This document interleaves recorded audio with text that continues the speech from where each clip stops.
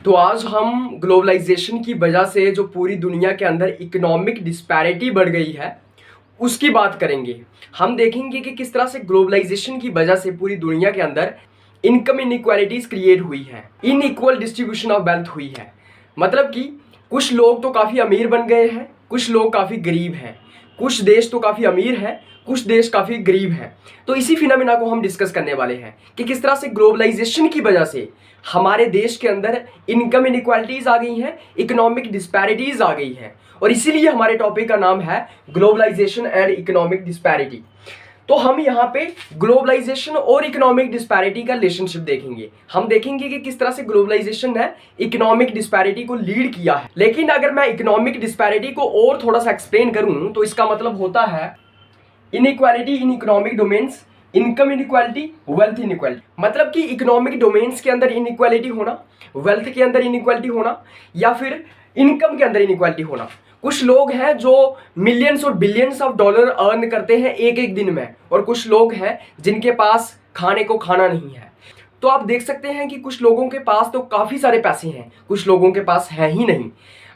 हमारे पास यहाँ पे डेटा है एक, जिसमें कहा जाता है पूरी दुनिया की आधी पॉपुलेशन के पास जितने पैसे हैं ना, उतने पैसे हमारे दुनिया के टॉप 26 लोग, सबसे अमीर 26 लोग जो हैं उनके पास भी इतने पैसे हैं। मतलब कि जितने पैसे पूरी दुनिया की आधी आबादी के पास हैं, उतने पैसे 26 लोगों के पास हैं। तो आप देख सकते हैं कि कितना बड़ा इकोनॉमिक डिस्पैरिटी है, कितनी बड़ी इनकम इनइक्वालिटी है, यहाँ पे वेल्थ की इनइक्वालिटी है। वही चीज़ हम बात करेंगे। लेकिन आप सोच रहे होंगे कि ग्लोबलाइजेशन और इकोनॉमिक डिस्पैरिटी का क्या लेना देना। भाई, ग्लोबलाइजेशन की वजह से क्यों इनकम इनइक्वालिटी आई है या इकोनॉमिक डिस्पैरिटी आई है, तो उसी को हम यहाँ पे डिस्कस करने वाले हैं कि ग्लोबलाइजेशन की वजह से कैसे इनकम इनइक्वालिटीज आई हैं या फिर इकोनॉमिक डिस्पैरिटीज आई हैं। सबसे पहले हम इसके अंदर देखते हैं कि जो नियो लिबरल्स थे वो कहते थे कि ग्लोबलाइजेशन जो है वो गरीबी खत्म कर देगा। जैसे मैंने अभी पहले वाले आपको टॉपिक में पढ़ाया कि नियो लिबरल्स कौन होते हैं। नियो लिबरल्स वो होते हैं जो कहते हैं कि स्टेट का कोई कंट्रोल नहीं होना चाहिए बिजनेस के अंदर, स्टेट का कोई कंट्रोल नहीं होना चाहिए इंडिविजुअल की लिबर्टी के अंदर, इंडिविजुअल के इकोनॉमिक एस्पेक्ट के अंदर। स्टेट जो है वो रोल बैक कर देगी, और स्टेट का कोई रोल नहीं है कि वो गरीबों की मदद करे, ये करे वो करे। मतलब कि सारा का सारा कुछ जो है वो प्राइवेट इंटरप्रेन्योर्स के हाथ में होगा, बिजनेसेस के हाथ में होगा, सारी की सारी प्राइवेटाइजेशन होगी, और साथ ही साथ कोई टैक्सेस नहीं लगाए जाएंगे, कोई रिस्ट्रिक्शंस नहीं होंगी ट्रेड पे या फिर किसी भी चीज़ पे। तो उस चीज़ की नियो लिबरल्स बात करते हैं, और नियो लिबरल्स जो है वो ग्लोबलाइजेशन का समर्थन करते हैं। नियो लिबरल्स की जो आइडियोलॉजी है उसी की वजह से ग्लोबलाइजेशन भी आया है, तो दोनों आपस में जुड़े हुए हैं। तो नियो लिबरल्स का ये कहना था, जो नियो लिबरलिज्म के अंदर थिंकर्स थे या फिर जो नियो लिबरलिज्म के ऊपर बिलीव करते थे, उनका ये कहना था कि ग्लोबलाइजेशन की वजह से जो है गरीबी खत्म हो जाएगी। वो कहते थे ग्लोबलाइजेशन से जो है इकोनॉमिक डेवलपमेंट होगा, फॉरेन डायरेक्ट इन्वेस्टमेंट आएगी डेवलपिंग और अंडर डेवलप्ड कंट्रीज के अंदर, एम्प्लॉयमेंट जनरेट होगी, टेक्नोलॉजी का ट्रांसफर होगा एटसेट्रा। मतलब एक school of thought, one school of thought जो नियो लिबरल्स थे वो ये कहते थे कि ग्लोबलाइजेशन की वजह से पूरी दुनिया का भला होने वाला है, और जो खास करके गरीब लोग हैं उनका तो काफ़ी भला होने वाला है। क्योंकि वो गरीब इसलिए है क्योंकि वहाँ पे कोई टेक्नोलॉजी नहीं है, इनोवेशंस नहीं है, कंपनीज नहीं है, उसके बाद इंडस्ट्रीज नहीं है। तो वो कहते थे कि ग्लोबलाइजेशन की वजह से क्या होगा, तुम्हारे यहाँ फॉरेन डायरेक्ट इन्वेस्टमेंट होगी, बाहर के देश यहाँ पे इंडस्ट्रीज लगाएंगे, और यहाँ पे जो है एम्प्लॉयमेंट जनरेट होगी। और साथ ही साथ ये लोग कहते थे कि इससे क्या होगा, तुम लोग भी अपनी इंडस्ट्रीज बाहर के देशों में लगा सकते हो, और साथ ही साथ जब बाहर के देश तुम्हारे यहाँ इंडस्ट्रीज लगाएंगे, तुम्हारे यहाँ मैन्युफैक्चरिंग करेंगे, तो उससे क्या होगा, यहाँ पे वो इन्वेस्ट भी करेंगे, यहाँ के लोगों को रोजगार देंगे। वो तो मैंने बात आपसे कर ली, उससे गरीबी भी खत्म होगी, और साथ ही साथ तुम्हारी इकोनॉमी की ग्रोथ भी होगी, क्योंकि तुम टैक्सेस वगैरह भी लगाओगे वहाँ पे उनके ऊपर, तो इससे इकोनॉमिक डेवलपमेंट भी होगी। इस चीज़ की बात करते थे नियो लिबरल्स और ग्लोबलाइजेशन के लोग जो ग्लोबलाइजेशन का समर्थन करते थे। वो कहते थे यार गरीब लोगों की चांदी है, हम तुम्हें लोन दे रहे हैं, तुम लोन से जो है अपने देश के अंदर इंफ्रास्ट्रक्चर डेवलप करो, और इंफ्रास्ट्रक्चर डेवलप करके तुम्हारी इकोनॉमी के अंदर ग्रोथ होगी। तुम जो है ह्यूमन कैपिटल के अंदर इन्वेस्ट करो, तुम एजुकेशन के अंदर इन्वेस्ट करो, तो इससे तुम्हारी ग्रोथ होगी। ये एक स्कूल ऑफ थॉट कहती थी, ये एक पक्ष कहता था कि तुम्हारा इससे ये होना है। लेकिन दूसरा पक्ष क्या कहता था, सेकंड स्कूल ऑफ थॉट क्या कहती थी, वो कहते थे कि globalisation has proved failure for developing and under developed countries to work against them. मतलब वो कहते थे कि ग्लोबलाइजेशन ने जो है गरीब देशों के खिलाफ काम किया है। कैसे किया है गरीब देशों के खिलाफ काम? अमीर देश जो है बाहर से फॉरेन डायरेक्ट इन्वेस्टमेंट करते हैं गरीब देशों के अंदर, अपनी इंडस्ट्री लगाते हैं गरीब देशों के अंदर, वहां से जो है सस्ती लेबर लेते हैं, सस्ता ही रॉ मटेरियल मिल जाता है गरीब देशों के अंदर उनको, वहां पे मैन्युफैक्चरिंग करते हैं, वहां के सारे रिसोर्सेज को एक्सट्रैक्ट करते हैं, लूटते हैं, वहां पे लोगों को सामान बेचते हैं, वहां पे महंगे दामों में सामान बेचते हैं और वहां से इनकम बाहर लेके आते हैं, अपने देश में लेके आते हैं। तो इस तरीके से जो ये देश है वो लूट रहे हैं। इसमें ये कहा गया कि तुम कहते हो कि फॉरेन डायरेक्ट इन्वेस्टमेंट जो है वो गरीब देश भी कर सकते हैं, अपनी कंपनीज जो है वो अपनी इंडस्ट्रीज जो है वो गरीब देश भी लगा सकते हैं, बाहर के देशों के अंदर टीएनसीज लगा सकते हैं, एमएनसीज लगा सकते हैं। लेकिन ये सिर्फ कहने की बात है। अगर आज आप दुनिया की बात करो तो मैक्सिमम जो टीएनसीज हैं उनको हैंडफुल ऑफ कंट्रीज कंट्रोल करती हैं। आप देखना गूगल, फेसबुक, Amazon, फ्लिपकार्ट, सारी की सारी जो बड़ी बड़ी कंपनीज हैं, सारी की सारी ये जो एमएनसीज और टीएनसीज हैं, ये किसकी है? अमेरिका की, यूरोप की, चाइना की, इन अमीर देशों की हैं। तो गरीब देशों का क्या? गरीब देशों के पास कौन सी कंपनीज हैं, कौन सी पावर है उनके पास कि वो भी अपनी जो है कंपनीज इस्टेब्लिश कर सकें बाहर की दुनिया के साथ? फेसबुक किसका है? इंस्टाग्राम किसका है? ट्विटर किसका है? उसके बाद ओला उबर किसका है? उसके बाद जो है रोलेक्स किसका है? उसके बाद जो है कई सारे ब्रांड, फिला, नाइकी किसका है? ये सारे के सारे कुछ गिने चुने लोगों के हैं, अमीर लोगों के हैं। तो इस तरीके से ये कहा जाता है कि यार ये जो टीएनसीज की तुम बात कर रहे हो, ग्लोबलाइजेशन का फायदा ना मेनली जो है ये अमीर देश उठा रहे हैं। कैसे उठा रहे हैं? सारे के सारे ये जो वर्ल्ड इंस्टीट्यूशंस हैं, चाहे आईएमएफ हो, यूएनओ हो, वर्ल्ड बैंक हो, WATT हो, उसके बाद WTO हो, ये सारे के सारे इंस्टीट्यूशंस जो है ना वो अमीर देशों के मुट्ठी में है। थोड़े से देशों ने अपने हाथ में लेके रखे हुए हैं। कैसे लेके रखे हुए हैं? इन इंस्टीट्यूशंस के अंदर क्या होता है, ये इंस्टीट्यूशंस अलग अलग देशों को लोन प्रोवाइड करते हैं, राइट। लोन के लिए पैसा कहाँ से आता है? लोन के लिए पैसा इनको अमीर देश देते हैं, अमीर देश ही फंडिंग करते हैं इनको। तो जो देश इनको सबसे ज्यादा पैसा देगा इन इंस्टीट्यूशंस को, राइट, उसी के पास ज्यादा पावर होगी। जैसे अमेरिका के पास आईएमएफ के अंदर 16% के आसपास शेयर है, मतलब कि 190 के आसपास देश हैं इसके अंदर और 16% पावर सिर्फ और सिर्फ अमेरिका के पास है। So can you guys imagine that how these institutions are been used by these developed countries, how these institutions are used as instruments of exploitation by developed countries for underdeveloped countries। कैसे कैसे अमीर देश जो है वो अपना दबदबा रखते हैं इन इंस्टीट्यूशंस के अंदर। लोन तो देते हैं गरीब लोगों को, लेकिन कंडीशंस के ऊपर। हिंदुस्तान को दिया लोन 1991 में, लेकिन क्या करवाया हमसे? एलपीजी रिफॉर्म्स लाओ, अपनी इकोनॉमी को लिबरलाइज कर दो, हमारी कंपनीज को अपने देश में आने दो, हमारी टीएनसीज को अपने देश में आने दो, हमारे टेक्नोलॉजी को यहाँ पे आने दो, हमारे साथ ट्रेड करो, ट्रेड के ऊपर कोई टैक्सेस ना लगाओ, कोई रिस्ट्रिक्शंस ना लगाओ, तब तुम्हें हम लोन देंगे। तो मानना पड़ा, गरीब देशों को तो मानना ही होगा ना, क्योंकि पैसे चाहिए उनको। और जब वो मान लेते हैं, उनको ये सब कंडीशंस एक्सेप्ट करनी पड़ती हैं, और उसके बाद जो है नियो लिबरलिज्म और ग्लोबलाइजेशन और बढ़ जाता है, क्योंकि ये इंस्टीट्यूशंस अल्टीमेटली इनका काम ये है कि ये ग्लोबलाइजेशन के फिनोमिना को और बढ़ाएंगे। क्या करेंगे? वो देश जो बिल्कुल अभी ओपन नहीं है, जो ट्रेड नहीं करते हैं, गरीब देश, उनको भी ओपन करवा देंगे, वहां पे कंपनीज ठोकेंगे अपनी लेके, और उसके बाद वहां के सारे रिसोर्सेज को एक्सट्रैक्ट करेंगे, वहां से सस्ता रॉ मटेरियल लेंगे, मैन्युफैक्चर करेंगे, वहां पे मैन्युफैक्चरिंग करके दोबारा उन्हीं लोगों को वही सामान बेच देंगे डबल और ट्रिपल दामों में। उसके बाद वहां की इन्वायरमेंट को खराब करेंगे। इस तरीके से ये जो इंस्टीट्यूशंस हैं, ये इस तरीके से यूज किए जाते हैं हैंडफुल ऑफ कंट्रीज के द्वारा। तो तुम कह रहे हो कि ग्लोबलाइजेशन से पूरी दुनिया का फायदा हो रहा है, गरीब देशों का फायदा भी हो रहा है, अंडर डेवलप्ड देशों का फायदा भी हो रहा है। तो मुझे ये बताओ कि कैसे हो रहा है? भाई अमीर तुम, बिलियनरीज सारे तुम्हारे, वहां सारी की सारी एमएनसीज तुम्हारी, टीएनसीज तुम्हारी, पर कैपिटा इनकम तुम्हारी, इकोनॉमी के अंदर ग्रोथ ज्यादा तुम्हारी, एम्प्लॉयमेंट वहां पे तुम्हारी जनरेट हो रही है, सारे के सारे पैसे तुम्हारे पास। तो हमारे पास क्या? गरीबों के पास क्या? या फिर अंडर डेवलप्ड कंट्रीज के पास क्या?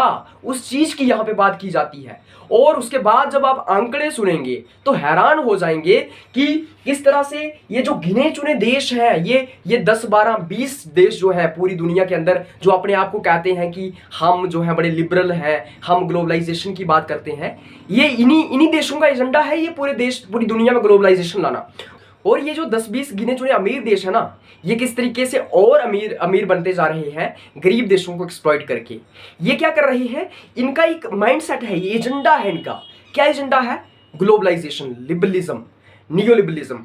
इस एजेंडा के तहत ये अपने आप को अमीर कर रहे हैं। मतलब कि मैं अगर सिंपली या स्पष्ट शब्दों में आपको कहूं तो मतलब कि अमीर देश क्यों डेवलप हो रहे हैं, अमीर देशों के अंदर क्यों तरक्की हो रही है, क्यों उनके पास पैसे आ रहे हैं, उसका सिर्फ एक आंसर है कि उन्होंने अपने पास कुछ इंस्ट्रूमेंट्स रखे हुए हैं, ग्लोबलाइजेशन, नियोलिबरलिज्म और ये इंटरनेशनल ऑर्गेनाइजेशंस जो हैं। ये कहते हैं ग्लोबलाइजेशन की वजह से, नियोलिबरलिज्म की वजह से, ये जो इंस्टीट्यूशंस हैं इसकी वजह से जो है पूरी दुनिया के अंदर एक रफ्तार आएगी इकोनॉमिक डेवलपमेंट के अंदर। उसके बाद गरीबी खत्म हो जाएगी, भूखमरी खत्म हो जाएगी। ये सिर्फ हसीन ख्वाब दिखाते हैं ये लोग, लेकिन फायदा हो रहा है इन इंस्टीट्यूशन से।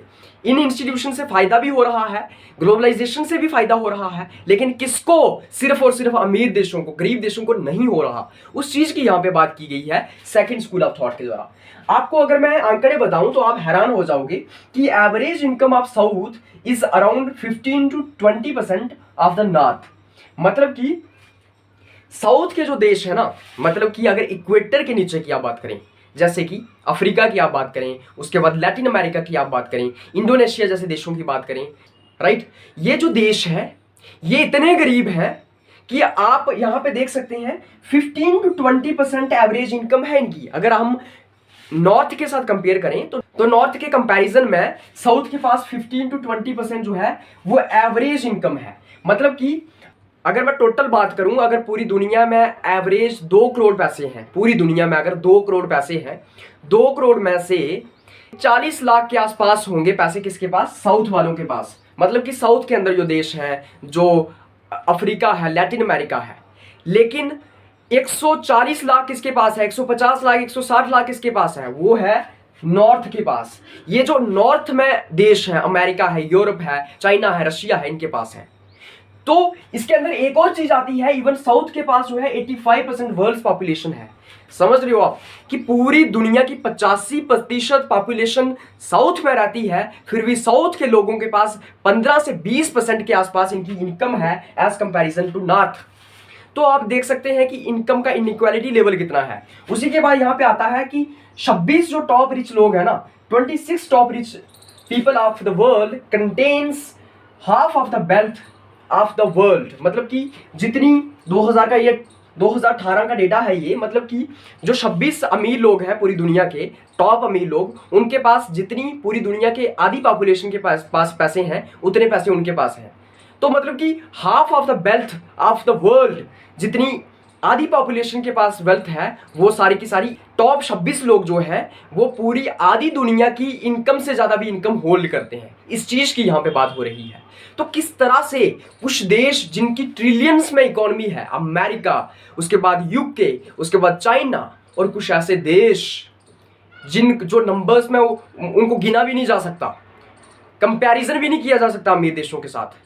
तो किस तरह से ये डिस्पैरिटीज आई हैं, इस चीज की यहाँ पे बात होती है। इस चीज की इकोनॉमिक डिस्पैरिटी के अंदर बात की जाती है ग्लोबलाइजेशन के फिनोमिना के साथ रिलेट करके। उसके बाद इसके अंदर आता है exploitative economic policies of developed countries through global institutions. जैसे कि मैंने आपको पहले ही बताया, जो अमीर देश हैं, ये जो इकोनॉमिक पॉलिसीज बनाते हैं वो बड़ी एक्सप्लॉयटेटिव होती हैं। कैसे होती हैं? जैसे कि ये इन ग्लोबल इंस्टीट्यूशंस का इस्तेमाल करते हैं, IMF का, वर्ल्ड बैंक का इस्तेमाल करते हैं। सारे के सारे इंस्टीट्यूशंस जो है इनके इशारे पे नाचते हैं, इन्हीं का कंट्रोल है सारे के सारे इंस्टीट्यूशंस के ऊपर। जब ये इंस्टीट्यूशंस जो है वो गरीब देशों को लोन देते हैं, या फिर जो भी गरीब देश इनके साथ जुड़े हुए हैं, उन गरीब देशों की इकोनॉमिक पॉलिसीज को अल्टर करते हैं ये अमीर देश अपने हिसाब से। मतलब कि ये जो है ऐसी इकोनॉमिक पॉलिसीज बनाते हैं जिससे इनका फायदा हो, इनको वहां पे जो है इन्वेस्टमेंट हो सके, इनका जो ट्रेड जा सके वहां पे, मतलब कि अनगिनत फायदा अमीर देशों को हो। उस तरीके से इकोनॉमिक इंस्टीट्यूशंस का, ग्लोबल इंस्टीट्यूशंस का इस्तेमाल किया जाता है गरीब देशों के लिए पॉलिसीज फ्रेम करने का। अब गरीब देश भी मेंबर हैं इन इंस्टीट्यूशंस के, तो आप सोच रहे होंगे कि गरीब देश भी मेंबर्स हैं, तो गरीब देश भी पॉलिसीज बना सकते हैं और अपने हिसाब से बना सकते हैं, जिससे अमीर देशों का नुकसान भी हो सकता है। तो ऐसा पॉसिबल नहीं है। गरीब देशों की सुनता ही कौन है? जैसे मैंने आपको पहले ही बताया, वोटिंग के हिसाब से जो कंट्री जितना पैसा देगी इनको इंस्टीट्यूशंस को, उसी का दबदबा होगा। तो अमीर देशों का दबदबा है इन इंस्टीट्यूशंस के ऊपर। उसके बाद इसके अंदर आता है स्टिल अदर फैक्टर्स आल्सो। अब हम यही नहीं कह सकते कि ग्लोबलाइजेशन की वजह से ही इकोनॉमिक डिस्पैरिटी आई है ना।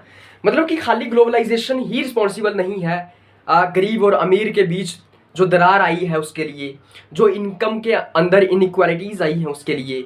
कुछ लोग काफ़ी अमीर हो गए हैं, कुछ गरीब हो गए हैं उसके लिए, या फिर कुछ देश काफ़ी अमीर हो गए हैं, कुछ गरीब हो गए हैं उसके लिए। क्या ग्लोबलाइजेशन ही रिस्पॉन्सिबल है? नहीं, कुछ और फैक्टर्स भी हैं जो रिस्पॉन्सिबल हैं। वो क्या है? कुछ तो खुद भी हमारे देशों की, जो गरीब देश हैं उनकी नाकामी है, जैसे कि फ्लॉड डोमेस्टिक इकोनॉमिक पॉलिसीज। मतलब कि खुद घर में ही इकोनॉमिक पॉलिसीज अच्छी नहीं है, खुद ही नहीं पता है कि कैसे चलाना है देश को, कैसे इकोनॉमिक पॉलिसीज को फ्रेम करना है।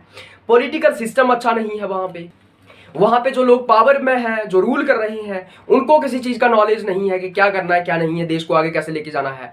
फॉल्टी लेबर है, मतलब कि जो लोग हैं भी काम करने वाले वो भी स्किल्ड नहीं है, फॉल्टी है, पता ही नहीं है कि क्या करना है क्या नहीं।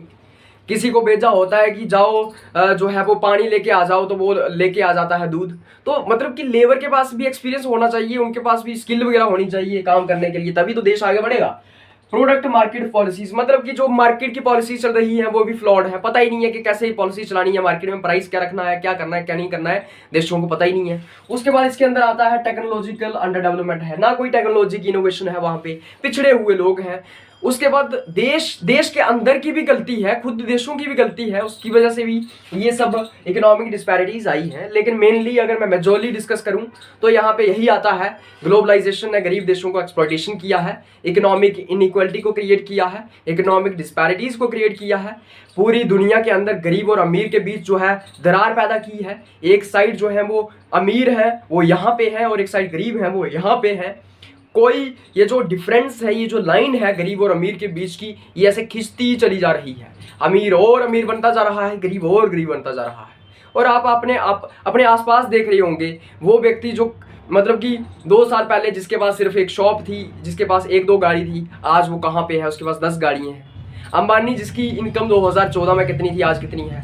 अडानी की कितनी थी, आज कितनी है। इलॉन मस्क की 10 साल पहले इनकम कितनी थी, आज कितनी है। और गरीबों की इनकम कितनी बड़ी है, पहले बिलो पॉवर्टी लाइन की एवरेज इनकम क्या थी, अब कितनी है, ये भी चेक करना। गरीब हो रहा है, अमीर अमीर हो रहा है, इसके पीछे ग्लोबलाइजेशन का बहुत बड़ा रोल है, इसको हम नकार नहीं सकते। इसी चीज़ को हम यहाँ पे डिस्कस करने आए थे कि किस तरह से ग्लोबलाइजेशन और इकोनॉमिक डिस्पैरिटीज जो है वो आपस में रिलेट करते हैं, और किस तरह से दोनों के बीच रिलेशनशिप है, किस तरह से ग्लोबलाइजेशन की वजह से पूरी दुनिया के अंदर इकोनॉमिक इनइक्वालिटीज क्रिएट हुई है। तो आज की इस वीडियो में बस हम इतना ही कवर करेंगे। मिलेंगे आपके साथ एक और नया टॉपिक लेके। और साथ ही साथ अगर आपको इस लेक्चर का पीडीएफ चाहिए तो आप इस वीडियो की डिस्क्रिप्शन में जा सकते हैं, वहाँ पे टेलीग्राम चैनल का लिंक दिया होगा, वहाँ से आप टेलीग्राम चैनल ज्वाइन कर सकते हैं और पीडीएफ हासिल कर सकते हैं। तो ठीक है, फिर मिलते हैं आपके साथ एक और नया टॉपिक लेके, तब तक आप सबको धन्यवाद।